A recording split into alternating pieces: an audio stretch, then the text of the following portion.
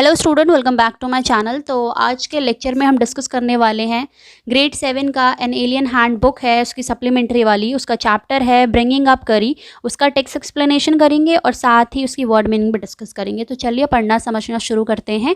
Bringing up करी, पहले chapter का नाम समझ लेते हैं। स्टूडेंट, ब्रिंग अप का मतलब होता है कि to look after a child until it is an adult, मतलब एक बच्चे की देख रेख करना जब तक वो थोड़ा अडल्ट नहीं हो जाता। और करी यहाँ पे एक हाथी के बच्चे का नाम है। तो चलिए पॉइंट्स पढ़ते हैं। Curry, a 5-month-old baby elephant, lives and grows up with his 9-year-old friend and keeper. करी यहाँ पे एक 5 महीने का बच्चा है, 5 महीने का एक बेबी एलिफेंट है, हाथी का बच्चा है जो रहता है और ग्रोज अप, यानी कि वो बड़ा हुआ है। जैसे आप लोग ग्रोज अप होते हैं ना, ग्रोन अप एज होती है, जैसे पहले 5 साल, 6 साल, 7 साल, 8 साल, जो एज बढ़ती रहती है ग्रोन अप वाली। किसके साथ रह रहा है वो? जो 9 साल का उसका एक फ्रेंड है और कीपर, यानी कि उस 5 महीने के बच्चे का जो कीपर होने वाला है वो एक 9 साल का बच्चा है। करी डजेंट ईट मच, वो ज़्यादा नहीं खाता। Just about 16 kilograms of delicious Twix a day. अब ये ट्विक्स क्या होता है स्टूडेंट? ट्विक्स होता है एक slender shoot of a tree और अदर प्लांट, यानी कि आप ये समझ लीजिए जो टहनियाँ होती है ना, बिल्कुल कोमल सी वाली एक स्मॉल ब्रांच होता है किसी भी ट्री का। और शूट यानी कि जो नई नई निकली होती है कलियाँ। आपने अपने साइंस में पढ़ा होगा शूट ट्री का, जो रूट और शूट वाला पोर्शन होता है, रूट नीचे चला जाता है, शूट ऊपर आ जाता है किसी प्लांट का। तो उसे ज़्यादा नहीं खाता था वो बस क्या खाता था, सिर्फ 16 किलोग्राम, यानी कि 16 किलो वो क्या खाता था? डिलीशियस, डिलीशियस यानी बहुत ज़्यादा टेस्टी ट्विक्स खाता था एक दिन में। ट्विक्स यानी जो टहनियाँ होती है बिल्कुल कोमल सी। Playful and sensitive, Kari saves a boy from drowning. Drowning मतलब होता है डूबना, to die under water of suffocation, यानी जब इंसान डूब रहा होता है पानी में तो उसे ड्राउनिंग बोला जाता है। तो बेसिकली जो 3 पॉइंट है ये हमें बताने वाले हैं कि अब आगे जो टेक्स्ट होने वाला है उसमें क्या होने वाला है। करी एक प्लेफुल है, सेंसिटिव भी है, और वो क्या करता है सबसे इम्पॉर्टेंट, वो एक बच्चे की जान बचाता है उससे डूबने से। तो चलिए अब लाइन बाय लाइन इसके पॉइंट्स भी पढ़ना शुरू करते हैं। Curry the elephant was 5 months old when he was given to me take care of, यानी कि मी यहाँ पे जो भी इसने लिखा है, जिसने भी इस चीज़ को, उसका एक नरेटर है। और दरअसल स्टूडेंट ब्रिंगिंग अप कैरी एक बड़ा सा नॉवल एक समझ लो, ये इसका एक छोटा सा पार्ट है। तो करी क्या था, एक जो एलिफेंट था वो 5 महीने का था जब वो मुझे दिया गया था। यहाँ पे जो मी है वो एक नरेटर की बात कर रहा है जो ये पूरा इंसिडेंट आपको बता रहा है। आई वॉज 9 years old, मैं 9 साल का था। And I could reach his back if I stood on tiptoe. Tiptoe का मतलब स्टूडेंट होता है कि पैरों के पल, जो यानी जो आपके पैर के पंजे होते हैं उसके बल जो चलना। To walk on your toes on your heels off the ground, जो हम बिल्कुल पैर के पंजे चलते हैं ना, जैसे एक्सरसाइज भी होती है एक तरीके से। तो मैं जब 9 साल का था वो मुझे मिला और मैं उसके टैग पे कैसे चढ़ पाता था? अपने टिपटो की वजह से, जब मैं अपने टिपटो पे खड़ा होता था। He seem to remain that high for nearly 2 years, वो बिल्कुल ऊंचा लग रहा था 2 साल जैसे, 2 साल की। वी ग्रीव टुगेदर, हम दोनों साथ बड़े हुए। ग्रीव ग्रो की सेकेंड फॉर्म है। That is probably why I never found out how tall he was, यानी प्रोबेबली का मतलब होता है शायद, यानी कि तब तक मुझे नहीं पता था कि वो कितना लंबा है। ही lived in a pavilion. Pavilion होता है student a light usually open building used for shelter, यानी कि एक खुला मैदान समझ लो या खुला एरिया स्पेस समझ लो। जैसे आपने ये वर्ड क्रिकेट में आमतौर पर सुना होगा कि back to the pavilion something करके। तो पवेलियन एक तरीके से आप ये समझ लो कि शेल्टर के लिए जो यूज़ करा जाता है यहाँ पे, उसके लिए बोला जा रहा है। Under a thatched roof which rested on thick tree stumps so that it could not fall when Kari bumped against the pole as he moved about. थैस्ट होता है स्टूडेंट, बोला जाता है छप्पर। अगर मैं पूरा हिंदी में बोलूँगी उसे छप्पर बोला जाता है। जैसे having a roof which is made of dried grass या स्ट्रॉ जिसे आप बोलते हो, उसी की तरीके का। तो बेसिकली थैस्ट, वो थैस्ट में रहता था, जहाँ पे वो रहता था उसके ऊपर एक छप्पर टाइप का था, ये समझ लीजिए।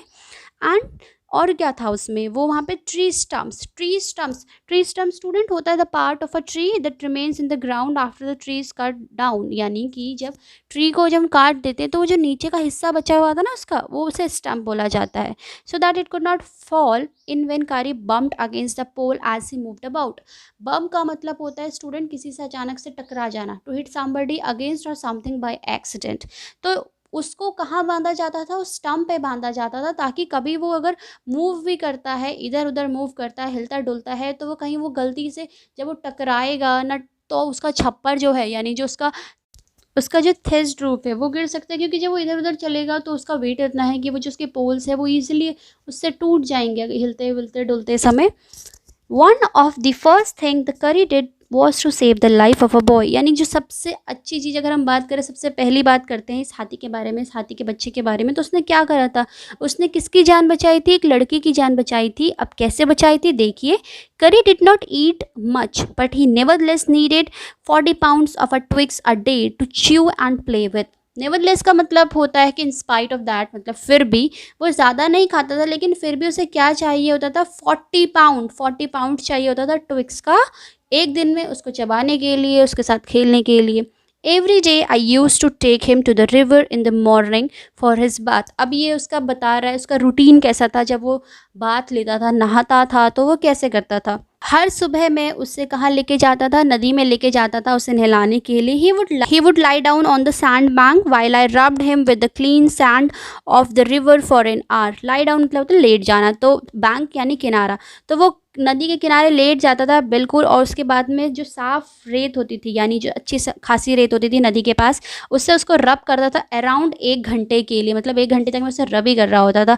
After that he would lie in the water for a long time. और इसके बाद वो कहाँ लेट जाता था, वो पानी में जाके लेट जाता था लंबे समय के लिए।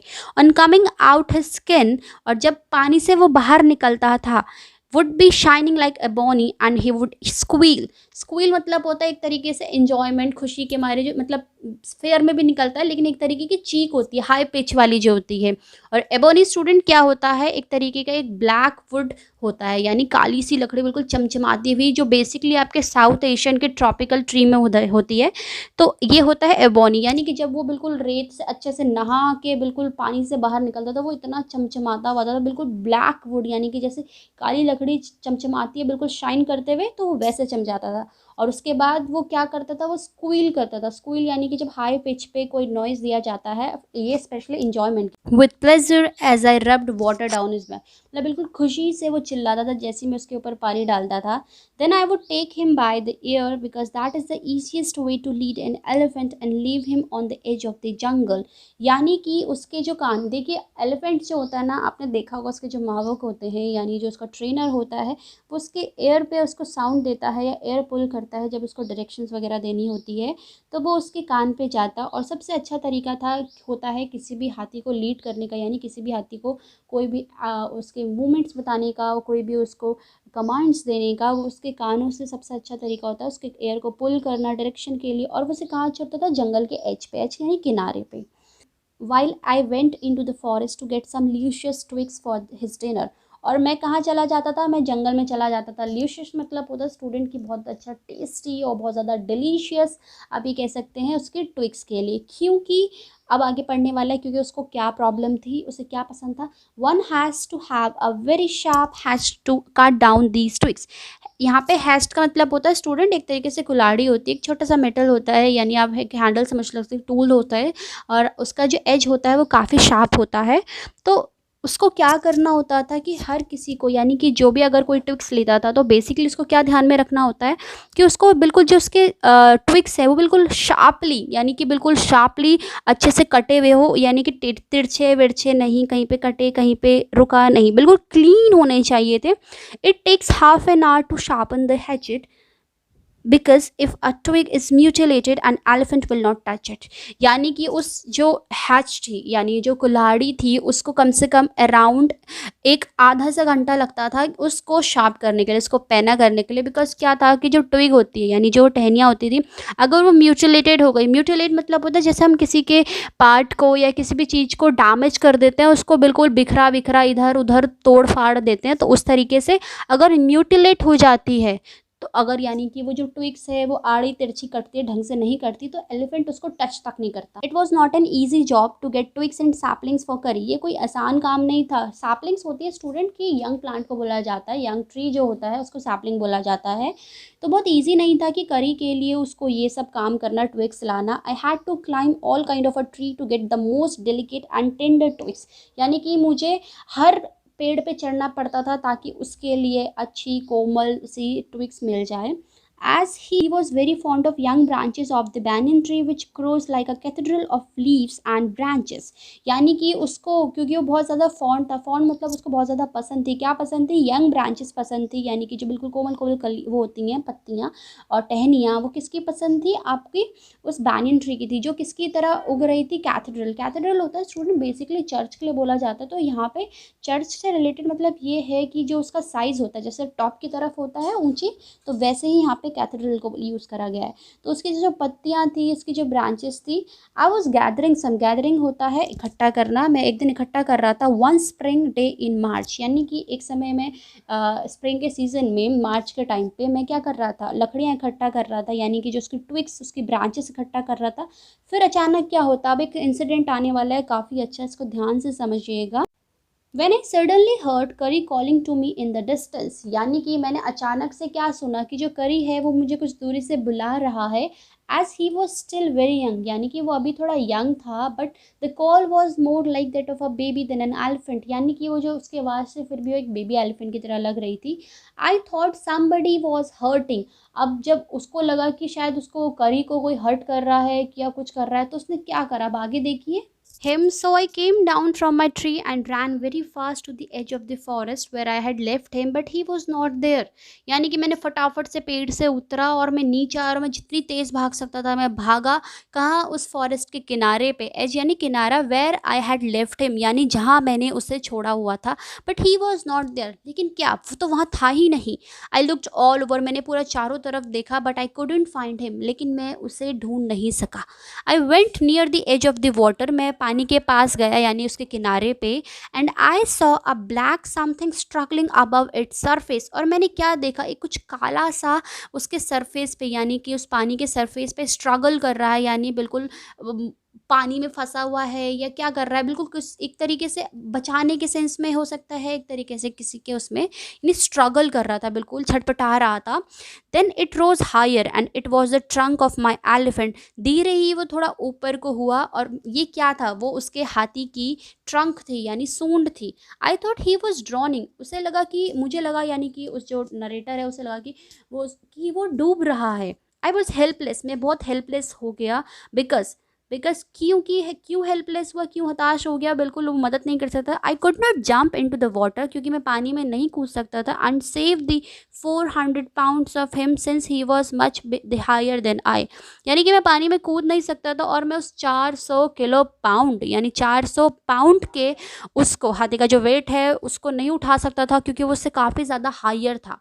But I saw his back rise above the water, and the moment he caught my eye, he began to trumpet and struggle up to the shore।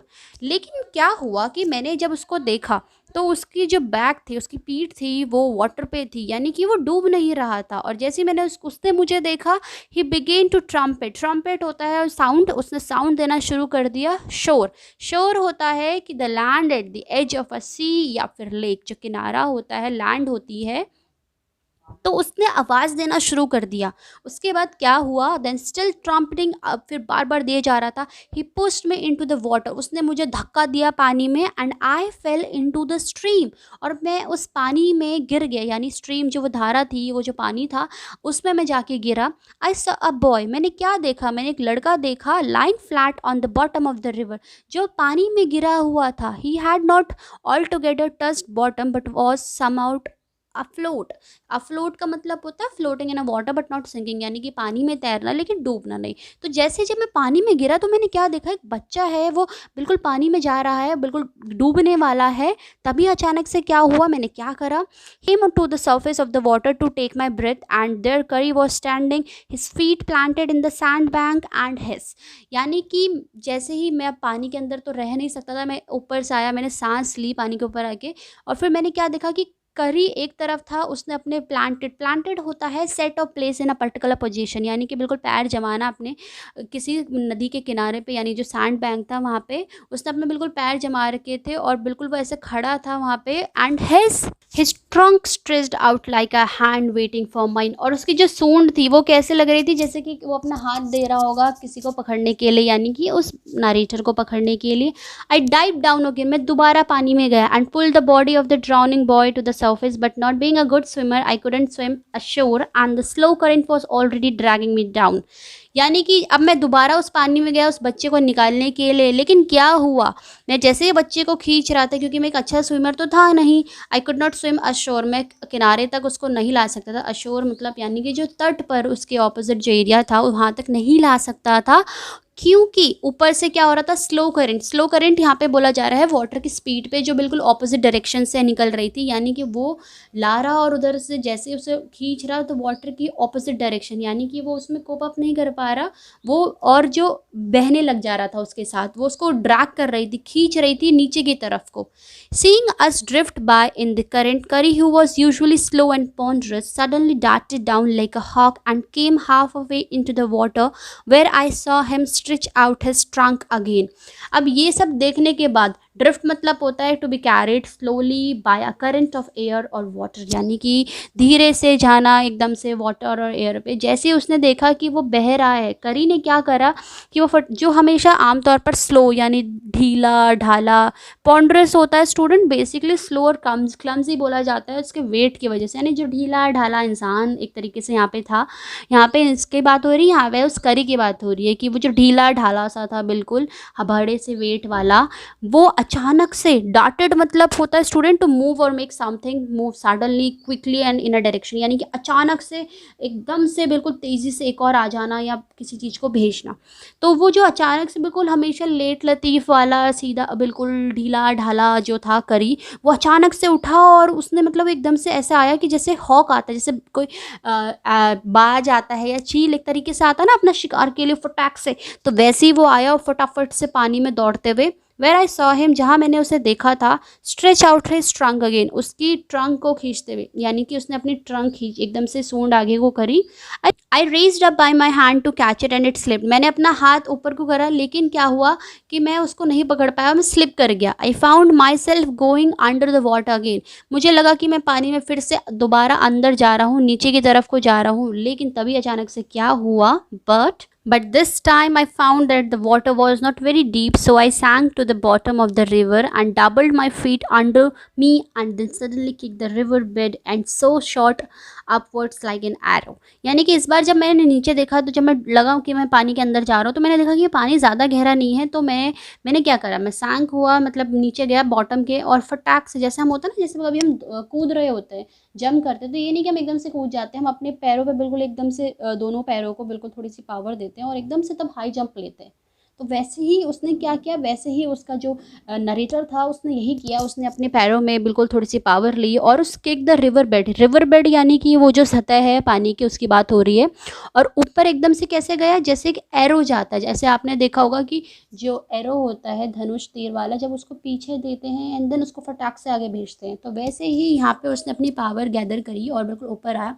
In spite of the fact I was holding the drowning boy with my hand, फिर भी मैंने अपने हाथ में उस बच्चे को पकड़ा हुआ था। As my body rose above the water, जैसे ही मेरी बॉडी ऊपर हुई बिल्कुल पानी के ऊपर थोड़ी सी आई, I felt a lasso around my neck. Lasso होता है स्टूडेंट की एक रोप होती है जो बेसिकली हम आपने देखा हो कैटल्स को बांधने के लिए यूज़ करी जाती है, जानवरों के गले में जो बांधी जाती है, तो उसको लासो बोला जाता है, उसका एक एंड पे नॉट बंधा हुआ होता है। तो वैसे ही मैंने देखा कि मेरे नेक के आसपास एक लेसो जैसा फील हुआ, दिस फ्राइटेंड मी, ये उसने मुझे और डरा दिया। I thought some what animal was going to swallow me, मुझे लगा कि शायद भाई कोई एनिमल आ गया, वो मुझे बिल्कुल निगलने वाला है।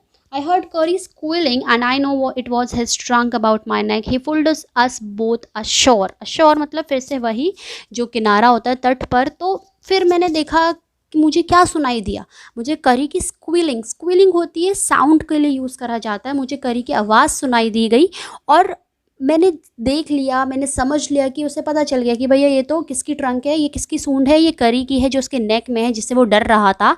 ही पुल्ड अस बोथ अशोर, उसने हम दोनों को किनारे पे ले आया, यानी हमें पानी से खींच के किनारे पे। अब फिर से कुछ और पॉइंट से आगे जो होने वाला है, तो यहाँ तक हमें पता चला कि वो करी जो हमेशा एक पॉन्डरस सा था, स्लो था, वो कैसे अचानक से बिल्कुल एकदम एक्टिव हो गया, उसने अपने मालिक की तो जान बचाई, उस बच्चे की भी जान बचाई। अब देखिए नेक्स्ट हमें कुछ और पॉइंट्स दिए हैं जो हमें आगे बताने वाले पैराग्राफ के लिए है। करी becomes fond of ripe bananas, ripe यानी कि पका हुआ। तो करी जो था वो अभी तक तो आपको पता है कि वो ट्विक्स खा रहा था, अब वो किसका फॉन्ड हो गया था, अब वो बनानास का फॉन्ड हो गया था, यानी पके हुए केलों का। He believes in self help must to the discomfort of his friend, वो सेल्फ हेल्प पे बिलीव करता था, खुद करता था, वो किसी की मदद नहीं उसे चाहिए होती थी। With quiet dignity Kari accept the chiding he knows he deserve, मतलब एक तरीके से हम बोले कि उसकी जो डिग्निटी थी, उसकी जो रिस्पेक्ट थी, उसके साथ करी ने अपनी गलतियां मानी। यानी कि अब बिल्कुल उसके लाइफ में एक चेंज आने वाला है, टर्निंग पॉइंट होने वाला है इस स्टोरी का, इस चैप्टर का। तो देखिए वो क्या होने वाला है। करी वॉज लाइक अ बेबी, करी ना एक बिल्कुल बच्चे की तरह था। आपने देखा होगा स्टूडेंट, जैसे आपके घर में भी पेट एनिमल्स होते हैं छोटे छोटे से, या कोई थोड़े से बड़े भी हो जाते हैं, तो वो बिल्कुल एक बच्चे की तरह होते हैं। अगर आप उन्हें नहीं बोलोगे कि ये गलत है तो वो बिल्कुल करते रहेंगे। अगर आपकी वो कहीं पे कोई भी चीज़ फाड़ रहे हैं, कुछ भी कर रहे हैं, और आप उन्हें नहीं डांटोगे तो उन्हें तो लगेगा बचपन, उन्हें नॉर्मल सा लगेगा, खेलना लगेगा, उन्हें थोड़ी अकल होती है, उतनी समझ नहीं होती। बट आप जब उन्हें बोलोगे तो वो चीज़ें समझेंगे, जैसे एक बच्चे के साथ होता है। अगर कोई बच्चा शैतानी कर रहा है तो जब तक आप उसे नहीं डांटोगे तो उससे थोड़ी लगेगा कि वो कोई शैतानी का काम है। जब आप उसे समझाओगे, डांटोगे, तभी तो उसे जाके पता चलेगा।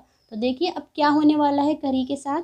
Had to be trained to be good, and if you did not tell him when he was naughty, he was up to more mischievous than ever. अब देखिए उसको क्या ट्रेन करा जा रहा था, अब मतलब उसका ट्रेनिंग सेशन आने वाला है कि उसको कैसे ट्रेन करा जा रहा था। तो अगर आप उसे नहीं बताओगे कि वो नॉटी है, वो शरारती है, या वो कुछ ऐसा कर रहा है, तो वो और ज़्यादा मिस्चीवियस हो जाता। मिस्चीफ हो जाता है एक तरीके से शरारती बिहेवियर के लिए बोला जाता है, तो वो और ज़्यादा शरारती करता। फॉर इंस्टेंस एक दिन, वन डे, अचानक से क्या होता है, somebody gave him some bananas to eat, कोई उसको आके बनाना देता है खाने के लिए। Very soon he developed a great love for ripe bananas, और जल्दी ही उसको बिल्कुल बहुत ज़्यादा प्यार आने लग जाता है उन बनानास पे, यानी कि उसको वो बिल्कुल बहुत पसंद आने लग जाते हैं। We use to keep large plates of fruits on a table near a window in the dining room. हम लोग क्या करते थे, हम लोग डाइनिंग रूम में ना एक टेबल में बहुत सारे फ्रूट्स रखते थे बड़ी सी प्लेट में। One day, all the bananas on that table disappeared and my family blamed the servants for eating all the fruits in the house. एक दिन अचानक से क्या होता है, डिस्पेयर मतलब होता है गायब हो जाना, और ब्लेम होता है किसी पे दोष लगाना। तो एक दिन क्या होता है कि सारे के सारे जो बनानास होते हैं वो टेबल से बिल्कुल गायब हो जाते हैं, और जो उसकी फैमिली होती है, यानी कि जो नरेटर की फैमिली होती है, वो क्या करती है, वो ब्लेम करती है, दोष लगाती है, कि सर्वेंट से कहती है कि भाई तुम ही ने खाए सारे फ्रूट्स, और उनको बहुत सुनाती, डांटती भी है। अ फ्यू डेज लेटर, और कुछ दिन बाद ही द फ्रूट डिसअपियर अगेन, वो जो फ्रूट्स होते हैं, फल होते हैं, वो फिर से गायब हो जाते हैं। This time the blame was put on me, और इस बार भैया क्या था, वो जो ब्लेम था वो मेरे ऊपर आ जाता है। यानी कि पहले तो सर्वेंट्स की डांट लगी, उसके बाद दोबारा गायब हो गए तो मेरे को डांट लग गई। And I knew I hadn't done it, और मुझे पता था यार मैंने नहीं करे हैं, क्योंकि हमें जब पता रहता है भाई हमने कुछ करा ही नहीं है, तो अगर सामने वाला हमें ब्लेम करेगा तो हमें लगेगा यार हमने तो किया ही नहीं, क्यों हमें डांट रहे हो। It made me very angry, इससे मुझे बहुत गुस्सा आ गया। With my parents and the servants, और पेरेंट्स को देख के भी और सर्वेंट्स को भी देख के भी। For I was sure they had taken all the fruit, क्योंकि उन्हें लग रहा था कि सारे फ्रूट्स मैंने ही लिए हैं भाई। The next time the fruit disappeared, और फिर से अब क्या हुआ, फिर फ्रूट्स गायब हो गए।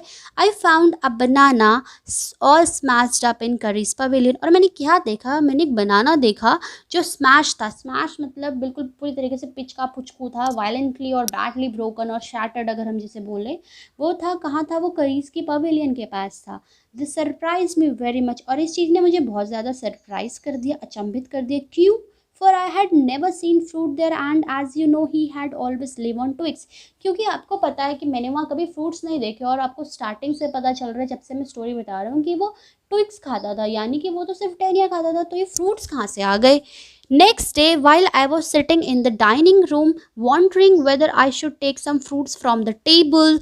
अब अगले दिन क्या होता है, देखो अब स्टूडेंट क्या होता है ना कि घर में अगर बार बार कुछ हो जाए और आप ही को डांटा जाता है, तो अगली बार से आप वो करते हैं करूँ नहीं करूँ, कहीं फिर सब सोचेंगे कि मैंने तो नहीं कर लिया। तो वही अब उस नरेटर के साथ होने वाला है कि जब मैं बैठा हुआ था डाइनिंग रूम में और सोच रहा था, वॉन्डरिंग मतलब सोच रहा होता है, मैंने क्यों टेबल में कुछ फ्रूट्स रखे हुए थे, लूँ नहीं लूँ, मतलब भूख तो लगी है पर लूँ नहीं लूँ, अगर ले लिया तो फिर सबको लगेगा कि यार अभी तक जितनी भी चोरियाँ हुई थी, जितने भी वो फ्रूट्स गायब हो रहे थे, वो मैंने ही करे थे, तो मैं क्या करूँ। फिर क्या होता है, without my parents permission a long bag thick very much like a snake, suddenly came through the window and disappeared with all the bananas. I was very much ना पेरेंट्स की परमिशन के मैं कैसे ले लूँ, लेकिन अचानक से क्या देखा उसने, खिड़की के पास से एक लंबा सा कुछ सांप की तरह आया उसके विंडो के पास से और अचानक से बनानास को लेके गायब हो गया। I was very much frightened, मैं बहुत ज़्यादा डर गया। Because I never seen snakes eat bananas and I thought it must be a terrible snake that would sneak in and take fruit। यानी कि मैं बहुत ज़्यादा क्यों डर गया था कि मैंने कभी नहीं देखा था कि जो सांप होते हैं भाई वो बनानास खाते हैं, तो मुझे लगा कि ये बहुत ही भयंकर सा सांप होगा जो स्नीक इन। स्नेकिंग का मतलब होता है कि बिल्कुल चुपके चुपके से, बिल्कुल चोरी से किसी की, जब हम घर जाते हैं बिल्कुल आंखें बचाकर, यानी कि to go very quietly in the direction mention so that no one can see और हेयर यू, यानी कि छुपके छुपके से आना और जाना। तो उसने क्या करा, उसने कहा, सोचा कि फटाफट ये कोई बहुत भयंकर सा सांप है जो आ रहा है, जो फ्रूट्स लेके जा रहा है। I crept out of the room and with a great fear in my heart ran out of the house. Crept out का मतलब होता है रेंग कर बाहर निकलना, to move very to move slowly and carefully in order to avoid being heard, यानी कि चुपके चुपके से वहाँ से मैं बाहर निकला, रेंग कर बिल्कुल जैसे तैसे मैं वहाँ से बाहर निकला। Feeling sure that the snake would come back in to the house, eat all the fruits and kill off us, यानी कि ये सोच के कि वो जो सांप है वो दोबारा से घर के अंदर आएगा, सारे फ्रूट्स खा जाएगा और हम सबको भी मार देगा। एज आई वेंट आउट, जैसे मैं बाहर गया, I saw Kari's back disappearing in the direction of the pavilion and I was so frightened that I wanted his company to cheer me up. जैसे मैं बाहर गया तो मैंने क्या देखा कि करी का जो बैग था, यानी कि जो उसके पीठ थे, वो एकदम अचानक से गायब हुई, यानी किस तरफ को उसने एकदम से एक झलक में देखा, एक ग्लेंस में देखा कि वो पवेलियन की तरफ जा रहा है। और मैं इतना ज़्यादा डरा हुआ था कि मैं चाहता था कि मैं उसकी कंपनी, यानी कि मैं करी के पास जाऊँ, उसको हक करूँ और बिल्कुल ये जो डर है मेरा निकल जाए। I ran after him into the pavilion, और मैं पीछे पीछे उसके पीछे भागा and found him there eating bananas, और मैंने उसे क्या पाया, क्या कर रहा था, वो बनानास खा रहा था। आई स्टूड स्टिल इन अस्टॉनिशमेंट, अस्टॉनिशमेंट मतलब होता है सरप्राइज, में अचानक से अचंभित हो गया कि the bananas were lying strewn all around him. Strewn का मतलब होता है स्टूडेंट के अनटाइटली स्कैटर्ड, बिल्कुल बिखरे हुए थे उसके पवेलियन पे जहाँ पे वो था, बिल्कुल फैले हुए थे। He stretched out his trunk and reached one far away from he was standing, और वो अपनी ट्रंक से ही खींच रहा था इधर से उधर जहाँ पे वो बैठा हुआ था, वो खा रहा था, बिल्कुल मज़े में उसकी पार्टी हो रही थी बनानास वाली। That instant trunk look like a black snake and realise that Kari was a thief, और वो जो एकदम से मुझे ध्यान आ गया, वो जो बिल्कुल काला सांप जैसा आया था वो कुछ और नहीं था, वो इस हाथी की सूंड थी। और मेरे को समझ आ गया कि क्या था चोर, वो हाथी था, यानी वो करी था। आई वेंट टू हिम, मैं उसके पास गया, pulled him out of the air and joyously showed my parents that it was Kari and not I that had eaten all the fruits these many weeks. तो मैं उसके पास गया, मैंने उसके कान खींचे और उसको कहाँ लेके गया, जॉयसली यानी खुशी से अपने पेरेंट्स के पास ले आया, क्योंकि भैया मेरी तो गलती नहीं थी, अब पता चल गया कि कौन थीफ था, तो उसको लेके जा रहा हूँ मैं घर वालों के सामने।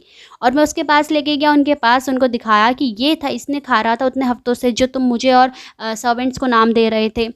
देन आई स्कोल्ड हिम, और मैंने उसे बहुत डांटा। स्कोल्ड होता है डांटना। For elephants understand words as well as children and I said to him next time I see you stealing fruit you will be whipped. Whipped होता है कि विप से मार खाना, यानी कि डंडे और चाबुक और कोड़ों से मार खाना एक तरीके से। तो हाथियों के लिए क्या होता है, जैसे बच्चों को होता है ना, स्टूडेंट्स, उनको समझाया जाता है कि अगर कुछ गलत करते हैं या कोई भी इंसान गलत करता है और उसको समझाया जाता है तो वो अगली बार इसे समझ जाता है, उसको वो नहीं करना होता। तो वैसे ही इस हाथी को मैंने समझाया, करी को समझाया कि अगली बार भैया मैंने तुम्हें चोरी करते हुए देख लिया ना, तो सोच लो मैं तुम्हारा क्या करूँगा। He knew that we were all angry with him, और उससे पता चल चुका था कि हम सब उससे बहुत नाराज़ हैं, यहाँ तक कि सर्वेंट्स भी, क्योंकि आपको पता है कि शुरू में सबसे पहले डांट किसने खाई थी घर वालों से, सर्वेंट्स ने खाई थी। His pride was so injured that he never stole another thing from the dining room and from then if anybody give him any fruit he always squealed as to thank them, यानी कि उसकी जो pride थी, उसका जो बिल्कुल अभिमान था, गर्व था, वो बहुत ज़्यादा इंजर्ड हो गया, यानी कि उसको बहुत ज़्यादा बुरा लगा, वो बहुत ज़्यादा सैड फील कर रहा था कि जो उसके साथ हुआ था। क्योंकि होता है ना, कभी कभी हमें बहुत बुरा लगता है, हमारी जो रिस्पेक्ट होती है, सेल्फ रिस्पेक्ट, उसको लग जाता है कि यार हमने गलत करा, हमें ऐसा नहीं करना चाहिए था। तो वही उस हाथी के साथ भी हुआ, और उसके बाद से उसने एक भी फ्रूट उस डाइनिंग रूम से कभी नहीं चोरी करा, यानी कि इवन सिंगल थिंग कुछ भी नहीं वहाँ से उठाया। लेकिन इसके बाद भी अगर कोई उसे फ्रूट देता तो बिल्कुल मज़े में स्क्वील करता, स्क्वील यानी कि वो उसको नॉइज़ देता, एक बहुत हैप्पी सा साउंड देता और उसको थैंक यू के लिए। An elephant is willingly to be punished for having done wrong, but if you punish him without any reason he will remember it and pay you back in your own coin. अब ये ध्यान से सुनिए आप सबके सब कि एक हाथी जो होता है उसको उसको कोई प्रॉब्लम नहीं है, अगर उसकी कोई गलती है तो वो समझ जाता है कि उसकी गलती है, लेकिन अगर आपने उसे बिना किसी रीज़न के पनिश करा तो वो क्या याद रखेगा, पे you back in your own coin एक तरीके का इडियम्स है। इसका मतलब क्या होता है कि to treat a person in the way that he और शी हैज़ ट्रीटेड अदर्स, यानी कि जैसी करनी वैसी भरनी, आपको उसी के जैसे जिसने आपके साथ जैसे करा उसके साथ भी वैसे ही करना। तो अगर आपने हाथी को बिना गलती के पनिश कर दिया तो हाथी आपको उसका रिवेंज लेगा, यानी कि उसका बदला लेगा। अब आगे देखते हैं कि आगे क्या होने वाला था। अभी तक हमने पढ़ लिया कि करी ने कैसे उसकी जान बचाई, कैसे उसकी चोरी वाली आदत छूटी, कैसे वो समझदार बना। अब देखते हैं क्या है। करी इज़ अ फास्ट लर्नर। करी जो एक था वो एक फास्ट लर्नर था, बहुत तेज़ी से सीखता था चीज़ें। He masters all signals and sounds he is taught. वो सारे सिग्नल्स को अच्छे से समझ लेता और जो भी उसको पढ़ाए जाते। देयर इज़ वन लेसन, लेकिन एक ऐसा लेसन था दाऊ जबकि जो that an elephant takes 5 years to learn, curries is no exception। यानी कि एक ऐसा लेसन था जो कोई भी हाथी, यानी सिर्फ करी नहीं, इसमें कोई अलग सी बात नहीं है, कोई भी नॉर्मल कोई भी हाथी उस चीज़ को सीखने के लिए 5 साल लेता है। अब ये 5 साल कौन सा लेसन सीखने वाला है भैया, चलो ये भी पढ़ लेते हैं, देखते हैं क्या लिखा है। An elephant must be taught when to sit down, यानी कि एक एलिफेंट को क्या सिखाया जाता है कि कब उसे बैठना है, वेन टू वॉक कब उसे वॉक करना है, वेन टू गो फास्ट कब उसे तेज़ी से चलना है, and when to go slow और कब उसे धीरे से चलना है। You teach him these things as you teach a child. और ये वैसी चीज़ें जैसे आप एक बच्चे को बताते हो कि कैसे उसे चलना है, उसे धीरे कब चलना है, उसे स्पीड में कब चलना है, उसे कैसे क्या करना है, तो वैसे ही अब हम हाथी को सिखाने वाले हैं। इफ़ यू से धत and pull him by the ear, he will gradually learn to sit down। यानी कि जब आप उसे धत करके बोलोगे और उसके कान को हल्का सा खींचोगे तो वो समझ जाएगा कि उसको बैठना है, वो धीरे धीरे सीख जाएगा। सिमिलरली वैसे ही बिल्कुल इफ़ यू से माली, और अगर आप माली बोलते हो and pull his trunk forward, और जो उसकी सूंड है उसको आगे की ओर थोड़ा सा खींचते हो, he will gradually learn that it is a signal to walk. वो ये धीरे धीरे समझ जाएगा, ग्रेजुअली यानी धीरे धीरे समझ जाएगा कि ये किस चीज़ का सिग्नल है, वॉक का।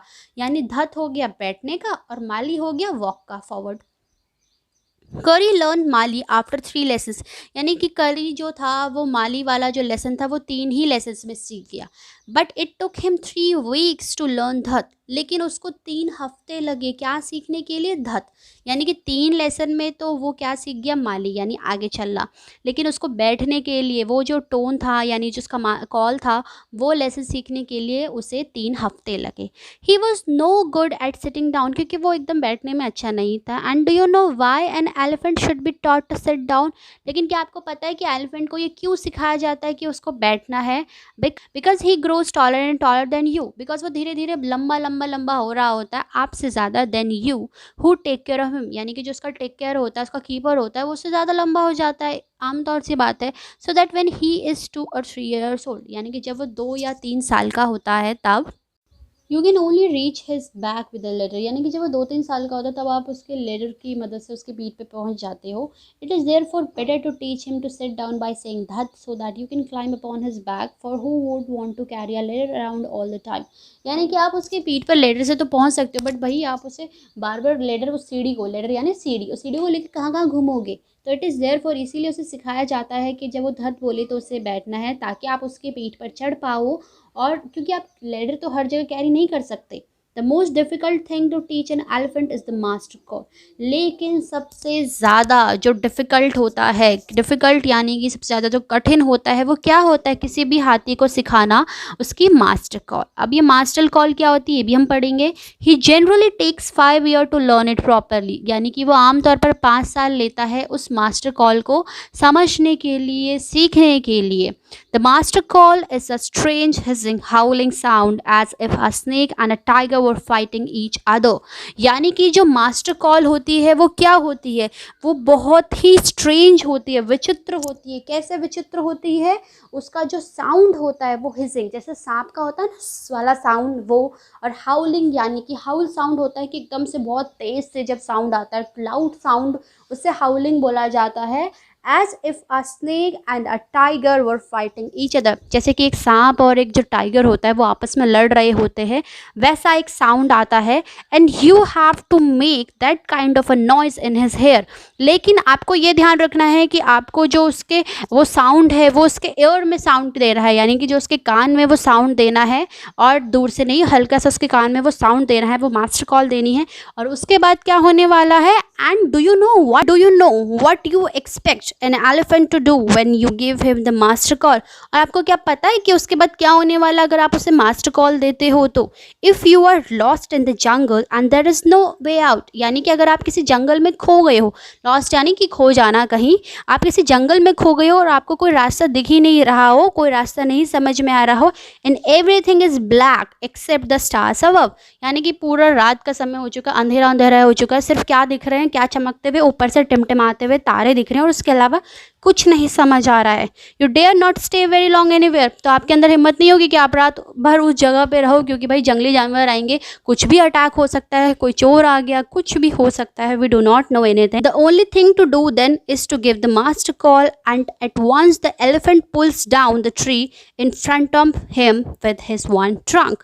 तो आपके पास क्या रहेगा, सिर्फ एक ज़रिया रहेगा अपने हाथी को मास्टर कॉल देने का। और उसके बाद देखिए हाथी क्या करता है, हाथी जो होता है वो पुल्स डाउन द ट्री, वो सारे के सारे जो पेड़ होते हैं अपनी सूंड से बिल्कुल गिरा देता है, इधर उधर खींच देता है उन्हें। This frightened all the animals away, और ये जो उसका गुस्सा होता है इसको देख के तो वहाँ के जितने भी जंगली जानवर होते हैं, जो भी एनिमल्स होते हैं, वो सब के सब उससे डरने लग जाते हैं। As the tree comes crashing down, जैसे ही ट्रीज जो होते हैं वो नीचे गिर रहे होते हैं, क्रैश हो रहे होते हैं, क्योंकि यानी आपने जब देखा होगा हाथी गुस्से में होता है तो कैसे अपनी सूंड से बिल्कुल पेड़ इधर उधर गिराता फिरता है। तो जब वो बाकी एनिमल्स उसको ऐसा करते हुए देखते हैं तो क्या होता है कि जो मंकी होते हैं, monkeys wake from the sleep and run from branch to branch, यानी कि जो बंदर होते हैं वो भी अपनी नींद से उठ जाते हैं और एक टहनी से दूसरी टहनी पर दौड़ रहे होते हैं। ऐसे आपको पिक्चर में भी दिख रहा होगा एक छोटा सा मंकी, ये जो बिल्कुल मून के नीचे जैसे वाले पिच पोर्शन पे। तो जब हाथी को बहुत ज़्यादा गुस्सा आता है तो उससे सारा का सारा जंगल में जितने भी एनिमल्स होते हैं सारे के सारे उससे डरने लग जाते हैं। You can see them in the moon light, आप इनको मून लाइट के नीचे देख सकते हो, जैसे मैंने अभी आपको बताया था। And you can almost see the stakes running in all direction below. Stakes होता है स्टूडेंट, बेसिकली एक मेल डियर होता है, उसको स्टेक बोला जाता है। तो आप देख सकते हो कि कैसे वो भी चारों तरफ के डायरेक्शंस में यानी इधर उधर भागना शुरू कर देते हैं। You can here the growl of the tiger in the distance, growl होता है बिल्कुल जो टाइगर का डीप थ्रेटनिंग साउंड होता है उसको बोला जाता है, एकदम से बिल्कुल डरा सहमा सा जो साउंड होता है वो भी आप देख सकते हो। Even if he is frightened, यहाँ तक कि वो भी डर जाता है, यानी कि जिससे बाकी जानवर डरते हैं भैया वो भी डरना शुरू कर देता है उस हाथी के गुस्से के आगे। Then the elephant pulls down the next tree and the next and the next, और फिर हाथी एक एक करके सारे के सारे पेड़ उखाड़ के फेंक देता है। Soon you will find that he has made a road right through the jungle straight to your house, और आप देखोगे कुछ ही समय बाद जो उसने क्या करा होगा कि एक रोड निकाल दी होगी, एक तरीके से पूरा व्यू जो होता है वो क्लियर कर दिया होगा आगे का, आपके घर तक का। तो ये लिखा था धान गोपाल मुखर्जी ने, जो फ्रॉम कारी द एलिफेंट, यानी मैंने आपको स्टार्टिंग में बताया था कि जो ब्रिंगिंग ऑफ कैरी है वो एक छोटा सा पार्ट लिया गया है इस कारी वाले जो एलिफेंट एक नॉवल से। और इसमें हमें क्या दिखाया था कि जो एनिमल्स होते हैं वो उनकी फीलिंग्स, उनके इमोशंस सब कुछ होते हैं। तो ये एक प्यारी सी स्टोरी हमें क्या बताती है कि जो एनिमल्स होते हैं कैसे वो हमारे दोस्त होते हैं, कैसे वो हमारे बहुत प्यारे से फ्रेंड बन जाते हैं, और कभी कभी वो कैसे बिल्कुल ब्रेवली, बिल्कुल बहादुरी से और इंसानों जितने सेंसिबल होते हैं हर सिचुएशंस में। तो ये हमें बहुत कुछ सिखाता है कि एनिमल्स के इमोशंस होते हैं, उनकी भी फीलिंग्स होती हैं, उनके भी अंदर एक्शंस लेने की क्षमता हो जाती है। तो ये था एक्सप्लेनेशन, उम्मीद करती हूँ आपको समझ आ गया होगा। जो बच्चे नए हैं चैनल को सब्सक्राइब करना ना भूलें।